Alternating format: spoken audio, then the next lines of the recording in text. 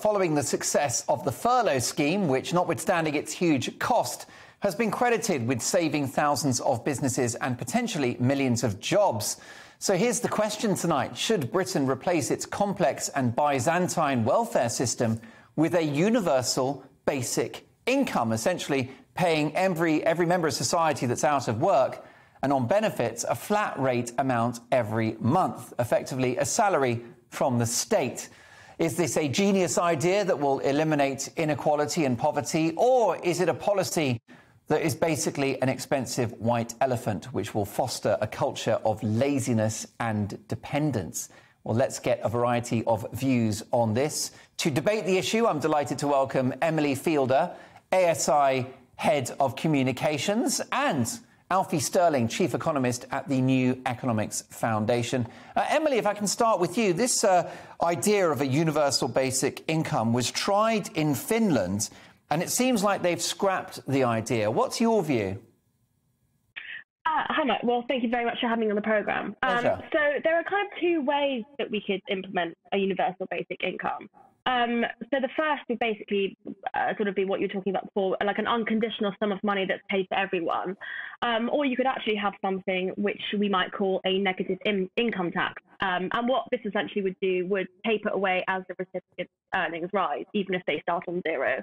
So I think it's important to note there are several really good benefits to this idea.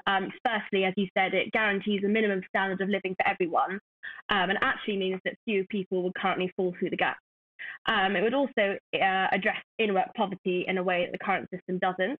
So I would argue our existing welfare system is very much designed for a world in which finding a job would be enough to give most people a tolerable standard of living. But I would say this isn't actually currently the case due to the cost of living crisis, especially due to inflation and energy price rises. And also it would massively minimise administration and compliance costs.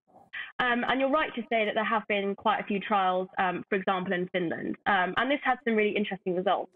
So actually what it found is it neither incentivised nor disincentivised people to work. So in some cases there were drops in working hours, but actually this tended to be from either single mothers or from people finding jobs that they found to be more fulfilling. So people were happier, and again, like you said, they were lifted from poverty.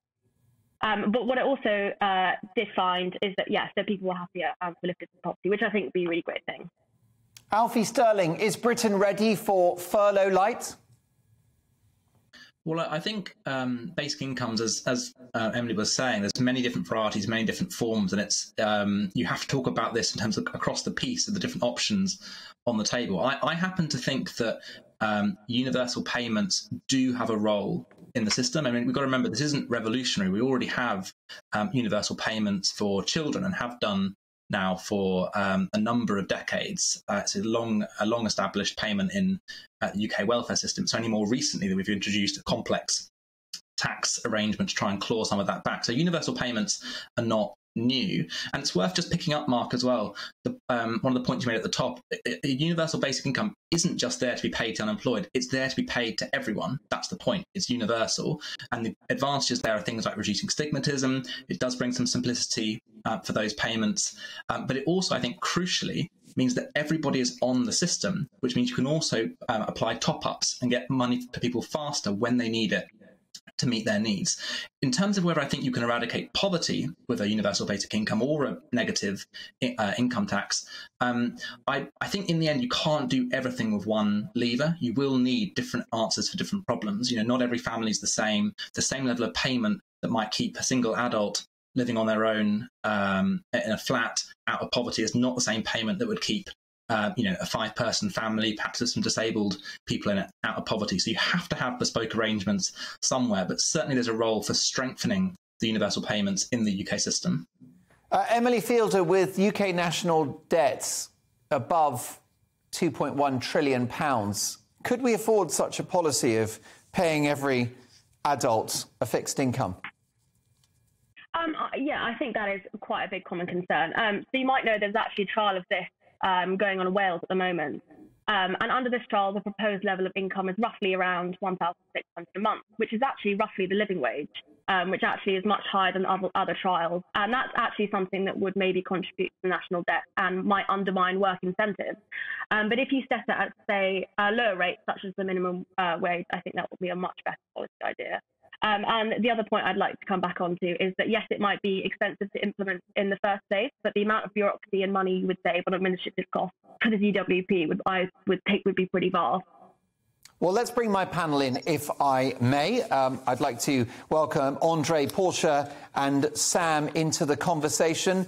Andre, my concern about this policy, apart from its affordability and creating a generation of layabouts, is the fact that it's not going to be very popular among hard-working, tax-paying Brits. Well, that ought not to be your concern. Your principal concern should be the way that it makes people redundant. It makes people give up on life. I have an uncle who's not the most intelligent man in the world, and when he went out to be a labourer on a building site, after he'd paid all of his taxes and done anything, he was only £1 a week better off. But you fast forward 50 years, and he's got a house bought and paid for. He can pay for his own hobbies. He's not a millionaire, but he was never going to be. Had he taken the advice of other people and sat round drinking special brew and eating pizzas, he'd probably be dead by now. I think we have to start saying to people that the dignity of work is extremely important. People want to go out there. You know, we have laid waste to places like Sunderland. We've laid waste to places like Wigan. We've laid waste to places like Salford by telling people that social security, that welfare is a valid way of life. But I'll tell you one thing they won't do. You know something, Mark? The gaps between the haves and the have-nots have increased as a result of this lockdown, because the schools that gave people computers and home learning were the schools in the rich areas.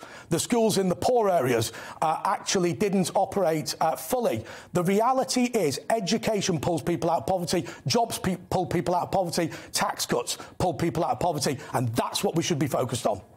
Portia, surely a sort of common flat payment to every citizen would cut through all the red tape.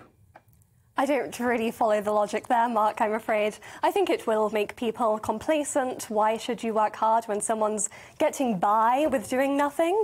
I think it would be quite a pleasant life to have enough for something of accommodation and food and just potter around. Portia, don't you underestimate the great British public? Perhaps if they have the security of an income, they'll start a business or take up some other interest or perhaps do charitable work. To that, I'd say you underestimate the value of work, Mark. And I think that it's important for people to have a sense of meaning, to have something to contribute to the wider community they're part of. Sam, what would you say to 1,500 quid a month, no questions asked? Well, I used universal credit during the first lockdown and a self-employed grant as well, and it was super helpful. I stopped it when I didn't need it anymore, and it was incredibly helpful. It didn't make me think, oh, I'm happy to sit here like doing, naff all. Obviously I wanted to go out and do stuff like everybody else did. I mean, I guess you would be resigned to having a certain way of life that was never going to get any better or any worse. And for some people, I'm sure that would be fine. But I mean, I don't think it's ever going to happen in this country, if I'm honest. But Sam, why should, I don't know, a refuse collector that's watching this show right now, or a police officer or a school teacher, get up at 5 in the morning to go on shift in the knowledge that someone else is still asleep in bed after a big night down at Wetherspoons, all at the taxpayer's expense? Possibly even curry nights, which is always fun down at your local Spoons. Well, I think both of those jobs earn more than $1,500 a month for starters. So I think, if in a case of disability or in a case of, you can't get to work or etc., there are cases to be made for both sides. But I think, as Portia said, the feeling of going to work and having meaning is more important than you can only sit about for so long. We've all done it for 2 years, for goodness sake, so we know. Alfie Sterling, you're the chief economist at the New Economics Foundation. This policy sounds utopian to me. It also sounds expensive and inflationary. So I think, trying to solve all problems with a single universal payment is problematic, and it would be extremely expensive, and it wouldn't be viable, in my view, long term. But that's separate to saying, can we put in place a proper minimum income floor for those that need it when they need it. I mean, to be quite honest, the evidence doesn't bear out some of the comments that your other panellists have brought forward to this discussion. We don't have a situation where higher payments lead to people not going into work, precisely actually for the reasons they gave, because people do want to work, and having a sufficient minimum income floor doesn't suddenly stop that from happening. And the other point here as well, Mark, I think kind of some of your remarks have implied there's a sort of a wedge of people that sit on these systems, that sit on these support systems and live their lives on them. That's just simply not the case. That people move on and off as they need it. It's a form of security for the entire nation. And it's not just for individuals, perhaps a few months where they're moving between jobs, they're trying to find the next one, they need to keep up with mortgage payments. It stops people going into spiraling into, debt or other poverty traps. But as you were just talking about there, the wider economy, the macro economy, what a system like this does, an effective minimum income floor, is put money into people's pockets that goes back into the local community as it's spent, and it creates jobs. It creates jobs for other people, and that's how money circulates around. I can see, one of your guests shaking their heads, but I can tell them that is how the economy works. That's how money moves around the economy and creates jobs. To appear would be reflationary, but it would create jobs and boost incomes. To appear on a serious television show and suggest that there are no people who've been sitting on unemployment, disability benefit and other forms of benefit long term is simply ludicrous. The reality is there is a huge problem in this country with people who've been left behind by a system that condemns them to poverty. The poverty trap, where actually social security is more valuable than work. And my point was very simple, that work is dignity, work is your life, and work will make you successful. But look, the suggestion that the problem we're trying to resolve here is one or two people spending 3 months on unemployment benefit is nonsense. 75% of those that claim unemployment benefit claim it for less than 1 year. So how many millions of people have been sat on benefits for the past 5 years? What is it, 2 million, 3 million? I haven't got the numbers. Absolutely not. The issue, Alfie, is there are only a million at any one given point in time. So Alfie, this is the problem. I think we're not reflecting what's actually happening out there in the world. I think there are generations, possibly a bias. Viewers will tell you there are generations of people, of families who have been on benefits. Absolutely. So it's not to say that there aren't some families that are on benefits. It's not characterising the majority. And also we're already now lumping together a whole number of different systems into one conversation. There's unemployment benefit, housing benefit, in-work tax credits, people that are in work receiving benefits. This is part of this conversation we're having now. Disability benefits, again, a whole different category. Child benefits. So yes, of course, there are millions of people who receive some sort of payment from the state. But now we're now jumping around to try and prove different points at the same time. Hang on. We're not jumping around. Last point, Andre. And I'll let you come back, Alfie. We are simply saying that the social security system in this country has crushed huge communities. Putting people onto disability living allowance because they're depressed, they can't get a job, is a genuine disgrace. And we need to stop this. We need to start improving education and getting people into work. OK, final thoughts on this, Alfie? Interestingly, actually, there are some real kind of synergies and complementarities between strong welfare systems and work. I mean, the most important one is boosting pay.